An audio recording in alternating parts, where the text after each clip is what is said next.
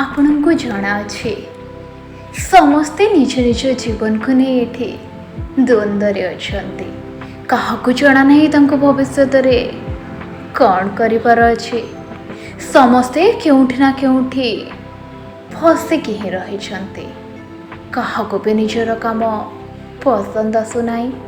ସମସ୍ତେ ପ୍ରେମରେ ଏଠି ହାରିକି ବସିଛନ୍ତି। କାହାକୁ ନା କାହାକୁ ଦୋଷ ଦେଉଛନ୍ତି। ସମସ୍ତେ ଦିନରେ ବଡ଼ ବଡ଼ କଥା କହି ରାତିରେ ଛୋଟ ଛୋଟ କଥାକୁ ଭାବି ଅନିଦ୍ରା ରହୁଛନ୍ତି। ସମସ୍ତଙ୍କୁ ଅମ୍ବାନୀ କି ରତନ ଟାଟା ବନିବାର ଅଛି, କିନ୍ତୁ ବିଛଣା ଛାଡ଼ିବା ବି ଦିନ 12ଟା ପରେ ହିଁ ଅଛି। ଜିମ୍ ଯିବା ପାଇଁ କାହା ପାଖେ ସମୟ ନାହିଁ, ଆଉ ପାର୍ଟି କରିବା ପାଇଁ ସମସ୍ତଙ୍କ ପାଖରେ ଭରା ଭରା ସମୟ ରହିଛି। ସମସ୍ତଙ୍କୁ ନିଜ ନିଜ କାହାଣୀ ବହୁତ ଭଲ ଲାଗୁଛି। ତାହେଲେ ପୁଣି ଇନଷ୍ଟାଗ୍ରାମର ସ୍ୟାଡ୍ ରିଲ୍ସରେ ଏତେ ଅଧିକ ମାତ୍ରାରେ ଲାଇକ୍ କେମିତି ଆସୁଛି? କାହାକୁ ନିଜ ଚାକିରି ପସନ୍ଦ ନୁହେଁ, ପୁଣି ଚାକିରି ପାଇଁ ଏତେ ବଡ଼ ଲମ୍ବା ଲାଇନ୍ କାହିଁ ଲାଗୁଛି? ସମସ୍ତଙ୍କୁ ଲାଗୁଛି ସେ ହିଁ ଏକା ଧୋକା ଖାଇଛନ୍ତି। ତାହେଲେ ଏଠି ଧୋକା କିଏ କାହାକୁ ଦେଇଛି?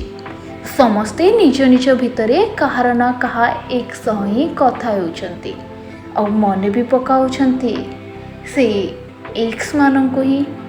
ସମସ୍ତଙ୍କ ଜୀବନରେ କାହାର ନା କାହାର ସାହାରା ଦରକାର, ପୁଣି ଏକା ଜୀବନରେ ଖୁସି ଅଛନ୍ତି ବୋଲି ଅଭିନୟ କାହିଁ କରୁଛନ୍ତି?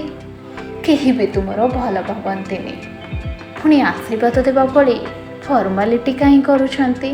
ପଇସା କମାଇବାର ଜ୍ଞାନ ସମସ୍ତଙ୍କ ପାଖରେ ଅଛି। ସମସ୍ତେ ସମସ୍ତଙ୍କୁ ଫ୍ରିରେ ଦେଉ ବି ଅଛନ୍ତି, କିନ୍ତୁ ପଇସା କାହା ପାଖେ ନାହିଁ।